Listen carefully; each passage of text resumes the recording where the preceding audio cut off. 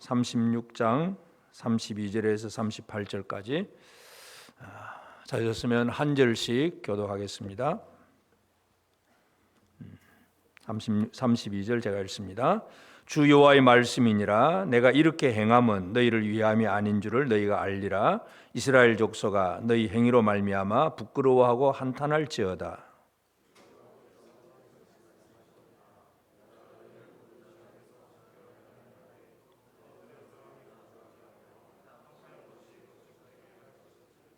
전에는 지나가는 자의 눈에 황폐하게 보이던 그 황폐한 땅이 장차 경작이 될지라.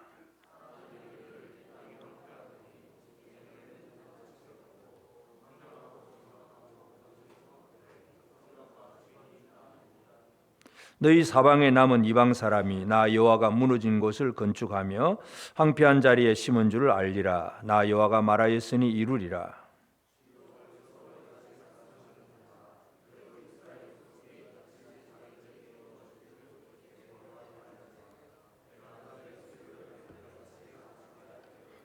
같이 읽읍시다.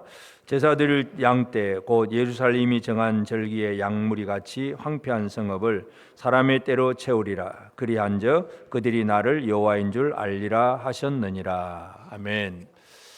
우리 하나님 은혜가 우리 온 성도들에게 가득하기를 바랍니다. 오늘 우리가 이제 에스겔 36장 32절에서 38절 사이 말씀을 읽었고요. 37절 말씀을 우리가 다 같이 한 번 더 읽겠습니다. 37절 시작. 주 여호와께서 이같이 말씀하셨느니라. 그래도 이스라엘 족속이 이같이 자기들에게 이루어 주기를 내게 구하여야 할지라. 내가 그들의 수혈을 양떼같이 많아지게 하되. 하나님께서 이 바벨론 디아스포라 백성들을 이제 그들을 회복시켜 주시겠다고 여러 가지로 말씀을 하셨습니다. 그래서 우리가 몇 주간에 걸쳐서 목자가 회복되는 거, 기업이 회복되는 거, 또는 이 명예가 회복이 되는 거, 또 사람의 그 영과 마음이 회복이 되는 거, 여러 가지 회복의 약속들을 우리가 살펴보았는데, 이제 그 회복의 약속들을 말씀하시면서 결론적으로 하나님께서 하시는 말씀이 뭡니까? 그래도 이같이 말씀하셨느니라. 그래도 이스라엘 족속이 이같이 자기들에게 이루어 주기를 내게 구하여야 할지라. 내게 구하라. 하나님이 주시겠다고 약속을 했는데 그래도 구하여야 주겠다 그 말이에요. 회복은 다시 말해서 어떤 형식으로 주어지느냐. 하나님은 약속하시고 그 약속에 대한 믿음으로 구하는 자에게 응답으로 주시는 것이 바로 하나님의 회복이라고 하는 것입니다. 그래서 오늘 우리가 예수를 믿노라 하면서도 어떤 사람은 나 하나님 믿으니까 다 알아서 해줄 거야. 하나님 다 알아서 해줄 거야 그러면서 믿어요 하면서도 전혀 구하지도 않아요. 말로는 믿는데 믿음으로 구하는 생활이 없어요. 그러면 하나님의 이루어짐이 아직 안 나타나는 겁니다. 하나님께서 여러 가지 많은 말씀들을 하셨지만 그 말씀을 하고 마지막 결론이 그래도 이같이 구하여야 할지라. 오늘 말씀의 제목이 그것입니다. 구하여야 할지라. 여러분 잘 구하고 계십니까? 주일날 설교를 들었습니다. 하나님의 약속의 말씀을 들었습니다. 그러면 집에 돌아가서 하나님 내가 주일날 이런 말씀을 들었는데요. 하나님 약속하셨으면 그거 주세요. 구하고 사셨습니까? 그냥 설교가 그렇더라 하고 생각만 하고 사셨습니까? 생각만 하고 살았죠. 그러니까 받은 게 아무것도 없는 거예요. 구하여야 할지라. 하나님은 약속하신 다음에 구하여야 할지라 이렇게 말씀을 하고 있습니다. 그래서 오늘 우리가 이 하나님께서 여러 가지 많은 좋은 말씀들, 회복의 은혜의 말씀들을 하셨는데 우리에게 진짜 중요한 것은 뭐냐? 내 것으로 만들어내는 것. 여러분 이 세상에 아무리 좋은 것이 있어도 내 게 아니면 내 것으로 만들지 못하면 소용이 없잖아요. 예를 들어서 어디에 좋은 경치가 너무 좋다더라. 소문은 들어서 알았어요. 근데 안 가보면 소용이 없는 거잖아요. 내 것으로 체험하고 내 것으로 만들어내는 이게 가장 중요한 일이잖아요. 우리는 하나님 앞에 은혜가 얼마나 크고 놀라운 은혜인지를 우리 이론적으로는 알고는 있습니다. 그래 그렇지 알고는 있지만 그것을 아직도 내 것으로 만들지 못하는 그런 삶을 살고 있다면 그건 가장 어리석은 사람입니다. 그래서 오늘 우리가 해야 될 일이 뭐냐? 구하여야 할지라. 구하여야 한다. 이 구한다는 게 과연 무엇인가 하는 것을 오늘 우리가 살펴보기를 원합니다.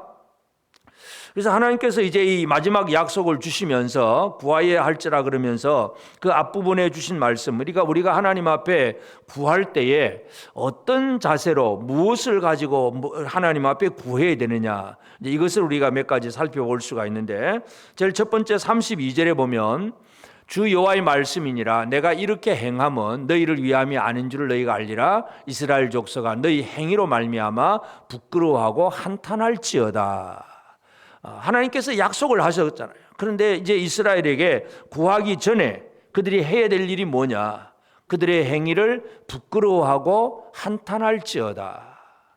여러분의 삶 속에 하나님 앞에 뭔가 나오면서 부끄러움 있고 또 한탄하는 그런 삶이 있으십니까? 없으십니까?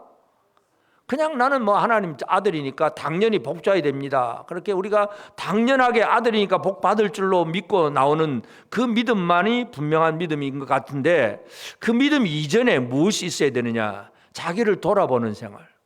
자기를 돌아보지도 않으면서 그냥 주세요 하는 것은 의미가 없습니다. 그래서 구하여야 할지라 중에서 제일 첫 번째는 자기를 돌아보는 생활입니다. 그래서 자기를 돌아보라. 이스라엘 족속아 너희 행위로 말미암아 부끄러워하고 한탄할지어다. 오늘 우리가 하나님 앞에 구하는 삶의 제일 첫 번째 단계는 뭐냐? 내 자신을 돌아보는 생활. 그래서 부끄러워하고 내가 이렇게 진짜 하나님 앞에 죄인이었구나, 잘못이었구나 하는 것을 깨닫는 생활이 중요합니다. 에스라가 이제 그 백성들을 모아서 말씀을 가르쳤는데도 그다음 백성들의 삶에 보니까 또 여전히 이방 혼인을 하고 막 자꾸 하나님 말씀대로 살지 못하는 그런 일들을 이제 보게 됩니다. 그래서 에스라 9장 6절에 보면 말하기를 나의 하나님이여 내가 부끄럽고 낯이 뜨거워서 감히 나의 하나님을 향하여 얼굴을 들지 못하오니 이는 우리 죄악이 많아 정수리에 넘치고 우리 허물이 커서 하늘에 미침이니이다. 물론 이것은 이제 이 에스라가 옛날 얘기를 돌아보는 건 아니라 그 당시에 일어났던 사건이긴 하지만 그 당시 일어난 사건 그 자체를 바라보면서도 에스라는 부끄럽고 낯이 뜨거워서 감히 나의 하나님을 향하여 얼굴을 들지 못하오니, 얼굴을 들 수 없을 정도로 부끄럽습니다. 이 한탄함, 부끄러움, 이것이 하나님 앞에서 오늘 우리가 제일 첫 번째 가져야 될 그러한 마음입니다. 오늘 우리가 어떤 사람들을 보면서 저 참 염치도 없다 그래요. 염치가 뭡니까? 부끄러움을 느끼는 거예요. 부끄러움. 내가 진짜 참 하나님 앞에 이 놀라운 은혜를 받았는데도 진짜 내가 이거밖에 안 되는구나. 늘 자기 자신의 연약함, 내가 진짜 하나님 앞에 예배하러 나왔어도 온 마음을 쏟아내지 못하고 예수 믿는다고 하면서도 전혀 주를 위해서 헌신할 줄도 모르고 10년, 20년 예수 믿어도 다른 사람에게 예수 믿으라고 말 한마디도 못하고 부끄러움을 느껴져야 돼요. 부끄러움. 이 부끄러움도 없어요. 그냥 복 주세요만 있어. 첫 번째 계단을 딛지 못하는 거예요. 첫 번째 계단은 자기의 자신을 돌아보면서 부끄러움을 느끼고 한탄하는 그런 생활이에요. 그래서 자기의 과거에 물론 매여 있으면 안 되지만, 그러나 내가 옛날에 어떤 사람이었는가를 분명히 알고 지금 받고 있는 은혜를 바라보면 이 은혜가 얼마나 큰 은혜인가를 우리가 알 수가 있습니다. 흔히 우리 속담에도 그렇잖아요. 개구리가 올챙이적 시절을 모른다고. 개구리가 벌쩍벌쩍 뛰어다니니까 자기가 옛날에는 물 밖에 나올 수 없는 올챙이였다는 사실을 모르고 사는 거예요. 여러분은 올챙이 시절 알고 계십니까? 여러분의 올챙이 시절은 어떠했습니까? 지금 내가 뭐 하고 싶은 거 하고 내가 힘이 있고 공부했고 돈도 있고 하니까 내 마음대로 뭔가 하고 있어서 뭔가 다 잘 되는 것 같아. 과거를 잊어버리고 살아요. 우리의 과거를 결코 잊어버려서는 안 됩니다. 과거에 매여서도 안 되지만 과거를 잊어버리는 사람도 어리석은 사람입니다. 우리나라만 바라봐도 우리나라 6.25가 나고 그 이전에 일제강점기에 있었고 했을 때, 그리고 70년 이전에 1970년 이전에만 해도 북한보다 우리나라가 못 살았습니다. 남북이 나눠진 다음에 70년 이전에도 북한이 우리보다 더 잘 살았어요. 서울에 있는 장충체육관 가보신, 저도 뭐 보기는 봤습니다만은 우리나라에 그 체육관 하나 짓는 것도 힘들어서 필리핀이 그 장중 체육관 지어줬어요. 그렇게 못 살던 시대 사람들입니다. 지금은 우리나라가 어떻습니까? 세계 경제 10위권입니다. 아주 잘 삽니다. 근데 올챙이 시절을 잊어버리고 나면 그냥 지금 배부르고 지금 등 따시고 해가지고 그냥 내 마음대로 살고 그냥 내가 모든 걸 다 가진 것처럼 그렇게 낭비하며 살아가는 것. 이게 참으로 잘못되는 것인데 과거를 돌아볼 줄 아는 것. 그래서 이스라엘 백성들은 바벨론으로 포로된 생활, 포로된 이유가 뭡니까? 우상 숭배하고 하나님 앞에 잘못했던 그 모든 행위들을 돌아보면서 부끄러워하고 한탄할지어다. 그래서 기도하기 전에 제일 첫 번째 단계는 내 자신을 돌아보는 생활입니다.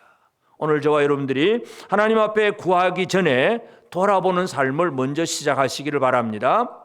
두 번째는 이제 33절부터 이제 하나님께서 주신 말씀은 주 여호와께서 이같이 말씀하셨느니라 내가 너희를 모든 죄악에서 정결하게 하는 날에 성읍들에 사람이 거주하게 되며 황폐한 것이 건축되게 할 것인즉 34절에도 전에는 지나가는 자의 눈에 황폐하게 보이던 그 황폐한 땅이 장차 경작이 될지라 그 다 황폐했던 땅이 다 다시 재건되어서 밭도 경작을 하고 사람도 집을 건축하고 살고 모든 것이 회복될 것이라고 하는 그 하나님의 약속의 말씀입니다. 그래서 이제 구하는 일에 중요한 게 뭐냐 하면 하나님께서 무엇을 약속하셨는가를 정확하게 아는 것.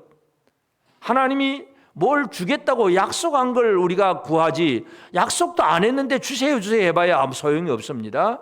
하나님의 약속이 무엇인가를 정확하게 알고 구하는 생활이 필요합니다. 그래서 약속에 대한 믿음, 알고 믿는 것, 이것이 우리가 하나님 앞에 구하는 가장 중요한 일입니다. 하나님께서 이스라엘에게 뭘 회복해 주셨다고 그랬습니까? 선한 목자를 회복시켜 주겠다고 했고 그 땅 기업을 회복시켜 주시고 또 그들의 어떤 이 부끄러운 명예 더럽혀진 그 그것들을 이름을 회복시키고 지난주에 우리가 살펴본 것은 새 마음을 준다 그러잖아요. 사람을 새롭게 만들어주는 이게 전부 하나님의 회복의 약속들이에요. 그러니까 우리가 하나님께서 우리에게 뭘 주겠다고 했느냐를 분명히 알고 그 사실에 대한 확신을 가지는 것. 하나님 이거 주겠다고 약속하지 않았습니까? 하고 말씀에 근거해서 기도할 수 있는 그런 삶이 되는 것이 중요합니다. 하나님께서 우리를 향해서 어떤 마음을 품고 계실까? 예레미야 선지자가 예언한 내용을 보면 예레미야 29장 11절부터 보면 여호와의 말씀이니라 너희를 향한 나의 생각을 내가 아나니 평안이요 재앙이 아니니라 너희에게 미래와 희망을 주는 것이니라 너희가 내게 부르짖으며 내게 와서 기도하면 내가 너희 기도를 들을 것이요 너희가 온 마음으로 나를 구하면 나를 찾을 것이요 나를 만나리라. 예레미야는 하나님의 생각이 뭔가를 우리에게 가르쳐주고 있습니다. 너희를 향한 나의 생각이 뭐냐? 재앙이 아니고 평안이다, 평안. 그러니까 어떻게 하라고 그럽니까? 내게 부르짖고 와서 기도하면 기도를 들을 것이다. 온 마음으로 나를 구하면 나를 찾을 것이다. 나를 만날 것이다. 예수님께서 기도를 가르칠 때 이렇게 가르치잖아요. 구하라, 찾으라, 두드리라. 이 예레미야의 말씀을 가지고 예수님이 그렇게 기도를 가르치신 거예요.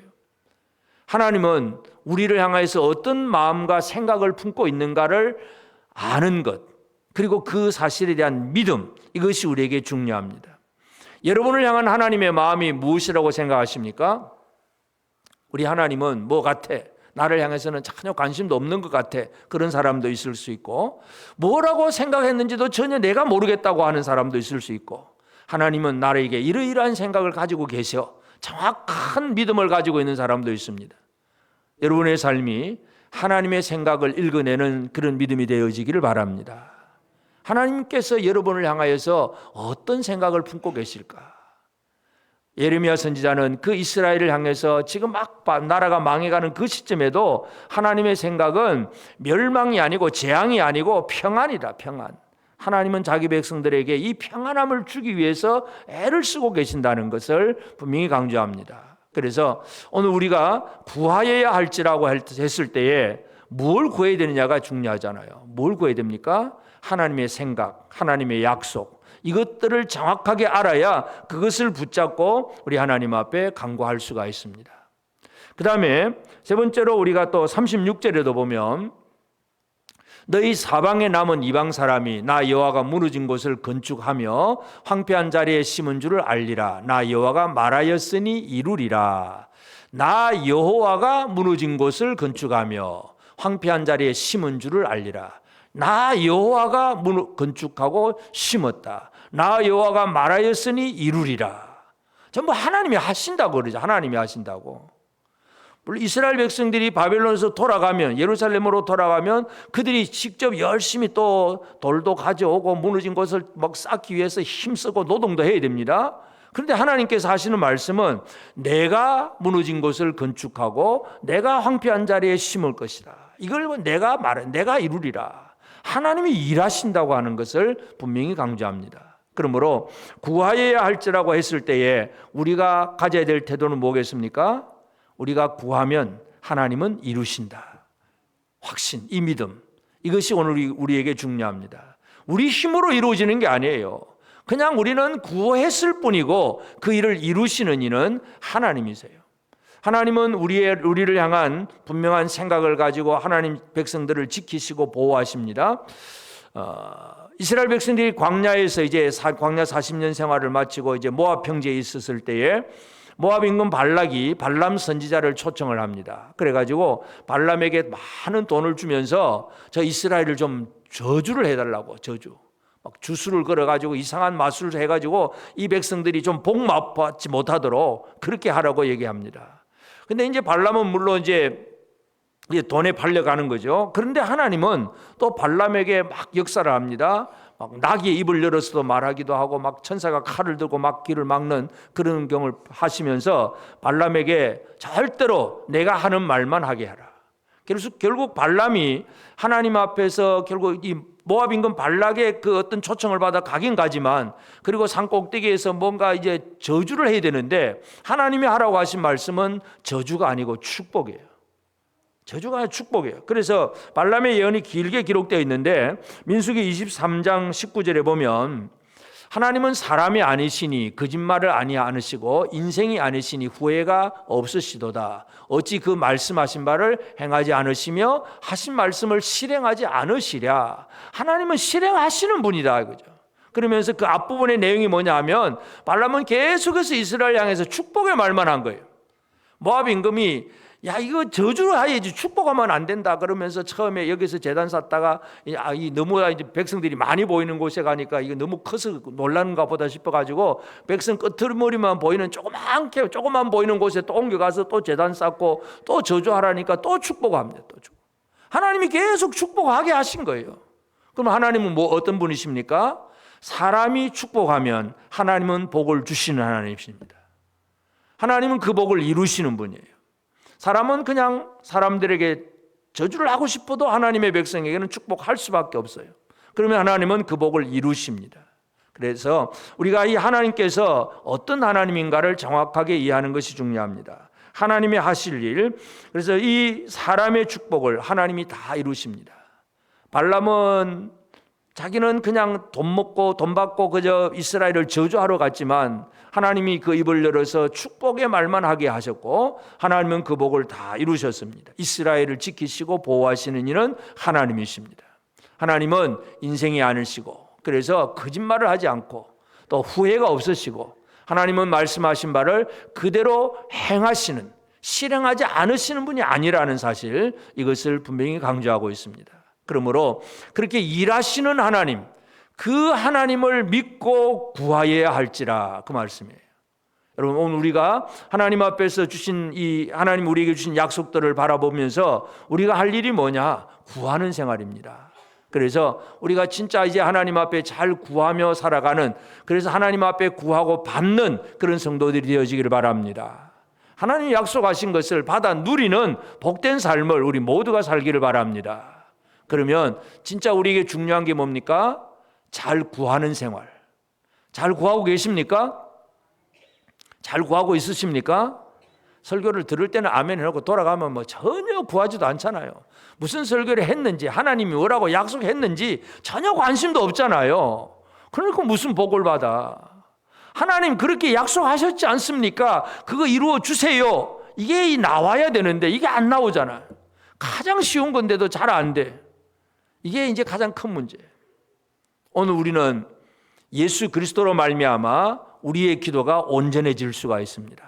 그래서 예수님도 우리에게 뭘 제일 많이 강조하셨냐면, 예수님이 복음을 전파할 때 제일 첫 번째 하신 말씀이 뭐예요? 예수님이 복음을 믿고 할 때에 마가복음 1장 14절 15절에 보면, 요한이 잡힌 후 예수께서 갈릴리에 오셔서 하나님의 복음을 전파하여 이르시되 때가 찼고 하나님의 나라가 가까이 왔으니 회개하고 복음을 믿으라. 회개하고 복음을 믿으라. 여러분의 삶을 회개를 하십니까? 내가 이렇게 참 하나님 앞에 잘못되었습니다. 부끄럽고 낯이 뜨뜻해서 얼굴을 들 수가 없습니다.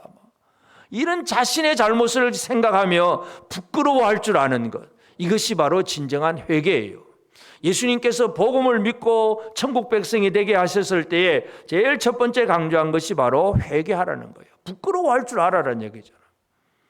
오늘 우리는 우리의 과거를 돌아보며 하나님을 알지 못하던 그 시절, 예수를 제대로 믿지 못하던 그 시점에서 내가 살아가던 삶의 방식에 대해서 부끄러워할 줄 알아야 됩니다. 말씀은 늘 듣지만 말씀대로 살아내지 못하고, 예를 들어서 사랑하라 말씀은 듣지만 여전히 내 마음속에 형제를 향한 원망과 불평, 시기, 질투 이런 게 가득 차 있다면 이게 얼마나 하나님 앞에 부끄러운 일인가요? 이것에 대한 부끄러움을 느껴야 되는데 전혀 부끄러움이 없이 얼굴이 아주 뻔뻔한 분들이 꽤 있을 것 같아요. 여러분은 부끄러움을 느낄 줄 아는 염치 있는 사람이 되기를 바랍니다. 아멘 안 하시네. 염치도 없네. 하나님 앞에, 옆 사람에게 합시다. 우리 하나님 앞에 염치 있는 사람 됩시다. 염치가 있어야지. 그럴 수가 있냐고. 염치도 없이. 우리 하나님 앞에 놀라운 은혜를 받으면서 자신의 부끄러움을 느끼지 못한다면 이게 큰일이에요. 그래서 예수님이 복음을 전하면서 회개하고. 그래서 예수님이 이제 사도 바울을 이제 핍박자 사울을 부를 때 어떻게 부르셨습니까? 사도행전 9장 4절에 보면 땅에 엎드러져 들음에 소리가 있어 이르시되 사울아 사울아 내가 어찌하여 나를 박해하느냐. 이 하늘의 하나님 예수님께서, 부활하신 예수님이 지금 사울이 예수 믿는 사람들을 핍박하러 다닐 때 하늘에서 빛이 비치면서 소리가 납니다. 사울아 사울아 네가 어찌하여 나를 박해하느냐. 이 뭐예요? 박해하느냐 말은 무슨 말입니까? 사울은 지금 자기는 전혀 박해한다고 생각을 하지 않잖아요. 하나님을 향한 열정을 가지고 저 잘못된 저 율법에서 벗어난 사람들, 저런 사람들을 처단해야 된다고 생각을 하고 열정을 가지고 하나님 일하고 있다고 생각을 하고 있어요. 그런데 예수님께서 어찌하여 나를 박해하느냐, 자기를 돌아보게 하는 거예요. 예수님이 하신 것은 뭐냐 하면 말씀을 주셔서 우리를 돌아보게 하십니다. 내가 하는 일이 뭔가, 나는 인간의 열심을 가지고 내가 하나님을 위해서 한다고 했는데 그게 아니었구나, 진짜 이건 내가 잘못이었구나, 그걸 돌아보게 하시는 분이 바로 예수 그리스도입니다. 예수 그리스도 안에서 여러분이 주님 주신 말씀 안에서 나의 삶을 제대로 돌아보는 복된 성도들 꼭 되어지기를 바랍니다. 그리고 예수님은 우리에게 어떤 약속을 주셨습니까? 하나님이 우리에게 주신 약속을 예수님은 설명을 합니다. 물론 그 약속들은 여러 가지가 많지만 가장 대표적인 거 누가복음 11장 13절에 보면 너희가 악할지라도 좋은 것을 자식에게 줄 알거든 하물며 너희 하늘 아버지께서 구하는 자에게 성령을 주시지 않겠느냐 하시니라. 예수님께서 기도를 가르치면서 악한 자들도 자기의 그 좋은 것을 자기 자식에게 준다. 여러분 세상에 지금도 마찬가지잖아요. 막 사기치고 범죄하는 사람들도 자기 자식한테는 다 좋은 거 주잖아요. 악한 자들도 다 그렇게 해요. 그런데 하물며 너희 하늘 아버지께서 구하는 자에게 성령, 하나님의 영, 하나님의 자신을 준다는 거예요. 하나님의 영을, 하나님 자신을 준다는 얘기죠. 하나님은 구하는 자에게 하나님 자신, 하나님의 영을 주시겠다. 이게 예수님께서 설명해 주시는 약속이에요. 오늘 우리는 어떤 약속을 받고 사는 사람인가를 알아야 됩니다. 우리는 하나님의 영을 받을 수 있는 그런 약속을 받은 사람입니다. 또 한 가지는 누가복음 12장 31절에 보면 다만 너희는 그의 나라를 구하라. 그리하면 이런 것들을 너희에게 더하시리라. 그 나라를 구하라. 하나님의 나라를 구하라. 하나님의 나라를 구하면 이런 것들은 그 외에 이 세상에 있는 모든 것들, 무엇을 먹을까, 뭘 마실까, 뭘 입을까, 그 모든 것들은 하나님이 더해 주시는 거예요. 보너스. 우리가 육신의 삶에 필요한 모든 것들은 보너스로 받는 것이고, 진짜 구해서 받는 것은 하나님의 나라예요. 이게 우리에게 주신 약속이에요. 이 약속 붙들고 하나님의 영을 주신다고 하지 않았습니까? 하나님의 나라가 우리 안에 임하고 하나님의 나라가 백성으로 내가 살 수 있도록 도와준다고 하지 않았습니까? 이 약속 붙들고 구하는 이것이 바로 예수로 말미암아 우리에게 깨닫게 하고 생각하게 하시는 부분이에요. 그래서 물론 여러 가지 상세한 약속들도 많지만 우리가 가장 대표적인 것, 하나님은 하나님의 영, 성령을 부어주시는 분입니다. 하나님의 나라가 우리 가운데 임하게 되면서 그 외의 것은 다 보너스로 더해 주시는 분이 바로 우리 하나님이십니다. 이 약속을 믿으십니까? 아멘 소리가 그밖에 안 나온다는 얘기는 못 믿겠다는 얘기잖아요. 이 약속을 믿으십니까? 믿는다면 이거 붙들고 기도해야 되죠. 구하여야 할지라. 구하십니까? 아멘 했으면 그때부터 우리가 해야 될 일 뭐예요? 아버지의 영을 주시옵소서, 성령을 주옵소서. 이게 우리 기도가 나와야 돼요. 예수님은 하나님의 약속이 무언가를 우리에게 가장 중요한 약속들을 설명을 하셨고, 또 뿐만 아니라 예수님은 그 이름을 제자들에게 주시면서 뭐라고 말씀하십니까? 요한복음 14장 13절 14절에 보면 너희가 내 이름으로 무엇을 구하든지 내가 행하리니 이렇게 말씀합니다. 이는 아버지로 하여금 아들로 말미암아 영광을 받으시게 하려 함이라. 내 이름으로 무엇이든지 내게 구하면 내가 행하리라. 네가 해라 그 말이 아니에요. 예수님께서 예수 이름을 주시면서 그 이름으로 구하면 내가 행하겠다. 하나님께서 직접 이루십니다. 예수 그리스도는 행동하시는 예수님이십니다. 예수님은 어떤 행동을까지 하셨습니까?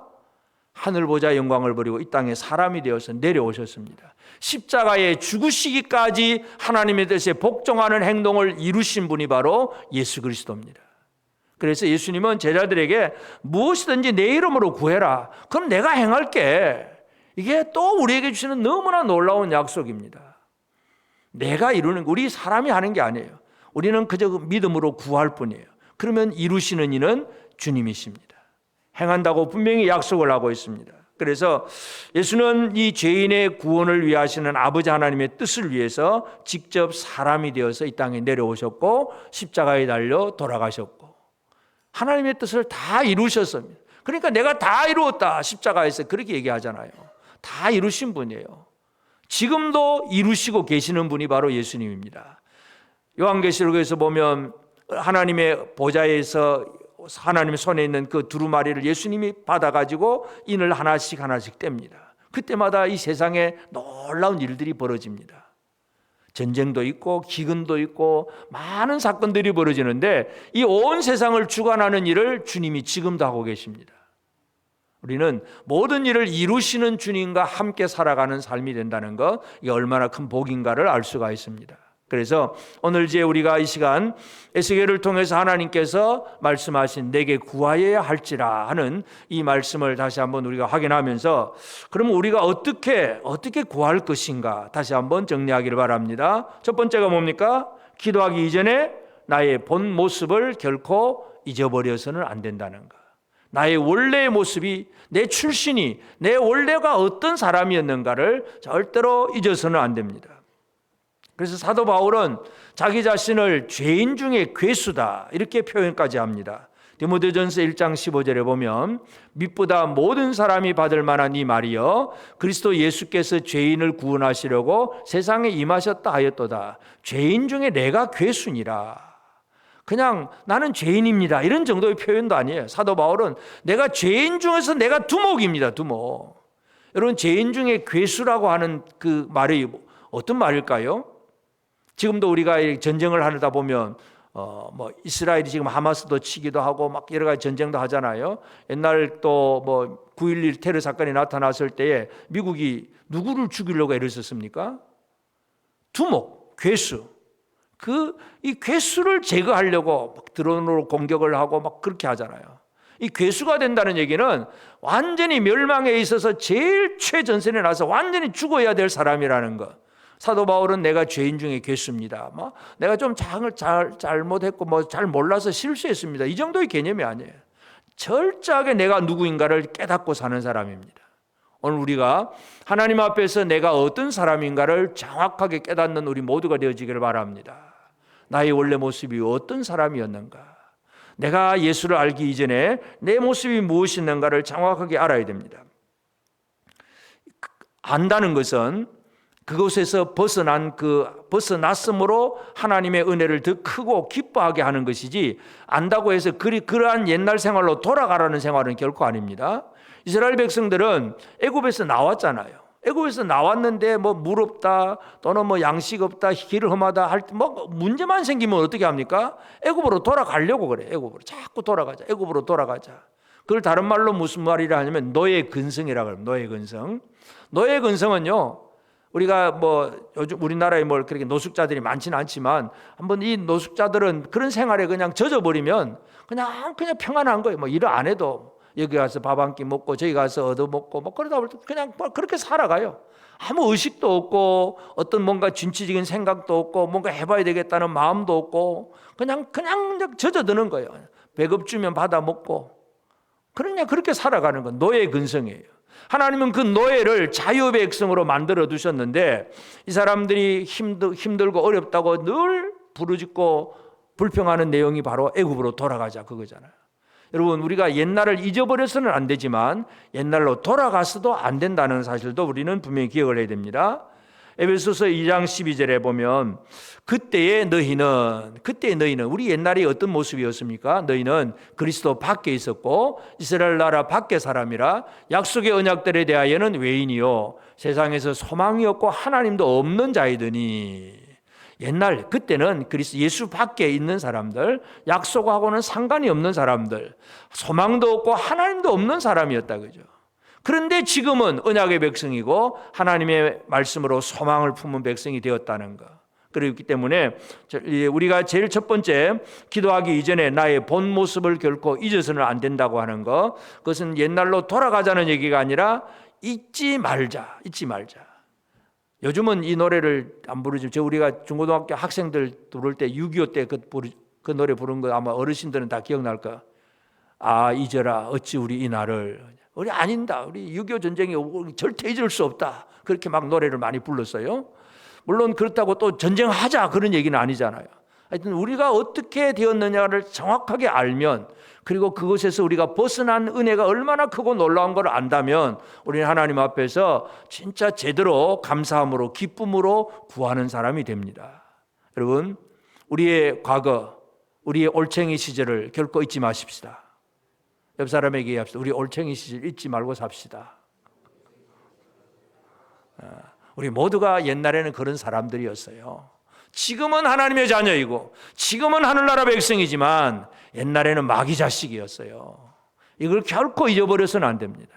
그래야 이걸 잊지 않을 때에 지금 받은 은혜가 더 크고 놀라운 은혜로 우리에게 주어지는 것이고 감사와 기쁨이 더 넘치는 그런 생활이 됩니다. 그러면서 이제 우리는 우리에게 준 약속이 무언가를 정확하게 알고 그 약속을 신뢰하는 그 생활들, 이것이 우리가 붙잡아야 될 약속이 무언가를 알아야 됩니다. 그래서 목자를 회복시켜준다. 우리를 다 이끌고 갈 목자가 회복이 되고 우리가 들어가야 될 땅, 기업이 회복이 되고 또 우리 이름이 명예롭게 회복이 되고 우리 사람 자체가 옛사람이 아니라 이제 새 마음으로 회복이 되고 전부 하나님 주신 약속의 말씀드리잖아요. 이 약속을 정확하게 깨닫는 것이 중요하고 깨닫고 믿는 이 믿음이 가장 중요합니다. 성경은 약속의 책입니다.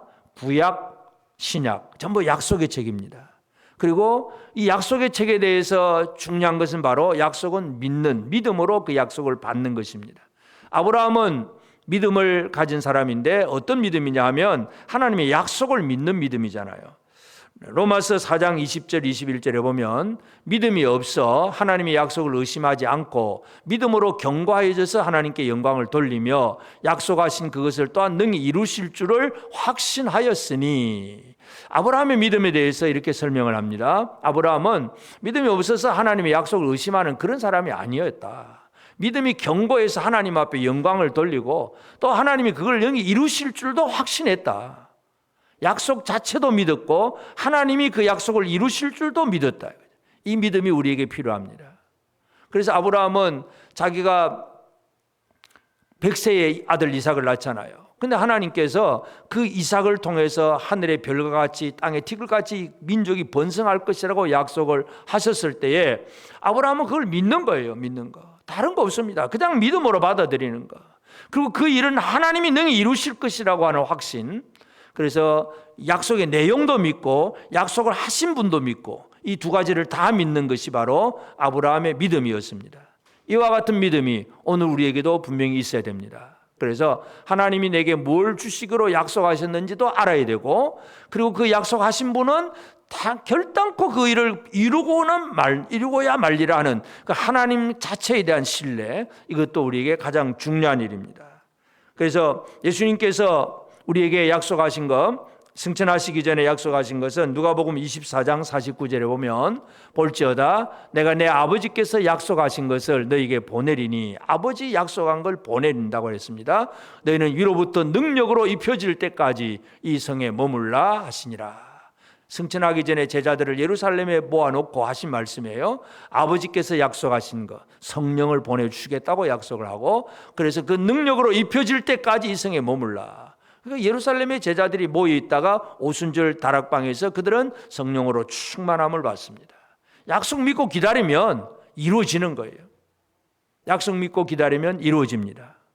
하나님의 약속을 믿는 믿음, 이것이 우리에게 중요합니다. 그러면서 이제 우리는 또 한 가지, 바로 하나님께서 약속하셨다면 하나님께서 이루실 것이다 하는 하나님을 향한 신뢰, 하나님을 향한 기대감, 이것도 우리에게 필요합니다. 하나님은 그 백성들로 하여금 이제 처음에 이스라엘 백성들을 애굽에서 끌어내어서 광야를 통과하게 하고 가나안 땅을 이제 정복을 하게 하잖아요. 가나안 땅 정복하는 것은 전쟁을 해야 됩니다. 실제로 가서 싸우고 전쟁을 해야 될 일인데 하나님께서 전쟁하게 될 백성들에게 뭐라고 말씀하셨느냐 하면 출애굽기 23장 23절에 보면 내 사자가, 하나님의 사자가 네 이스라엘 앞서 가서 너를 아모리 사람과 헷 사람과 브리스 사람과 가나안 사람과 히위 사람과 여부스 사람에게로 인도하고 나는 그들을 끊으리니, 하나님의 사자가 이스라엘 백성들을 인도하고 그 7 족속 앞으로 인도하고 하나님 나는 그들을 끊으리니, 하나님이 일하신다 그러잖아요. 근데 전쟁은 사람들에게 맡겨놓은 거예요. 여호수아에게 강하고 담대하라 그러면서 나가 싸우라고 하시면서 실제로 하나님의 하시는 일은 내가 그들을 끊겠다. 내 사자가 너희들을 앞서 인도할 것이다. 백성들은 그냥 믿음으로 따라가고 믿음으로 반응하기만 하면 되는 겁니다. 그래서 오늘 우리에게 중요한 것은 믿음으로 이 하나님께서 주시는 일하시는 것을 믿고 기대하면서 우리가 할 일을 제대로 해나가는 것. 이제 믿음에 있어서 거꾸로 어떤 사람은 뭐 믿으니까 하나님 다 해주실 거야 그러면서 아무것도 안 하는 사람이 있습니다. 그것도 잘못된 믿음이에요. 하나님은 사람들에게 하라고 명령을 하십니다. 그래서 예배도 드리라, 또 이런 일도 해라, 저런 일도 해라고 자꾸 말씀을 하세요. 그런데 실제로 이루는 건 내가 행할게, 이게 하나님의 말씀이에요. 그러니까 하나님이 하실 거야 그러고 나는 안 해도 돼가 아닙니다.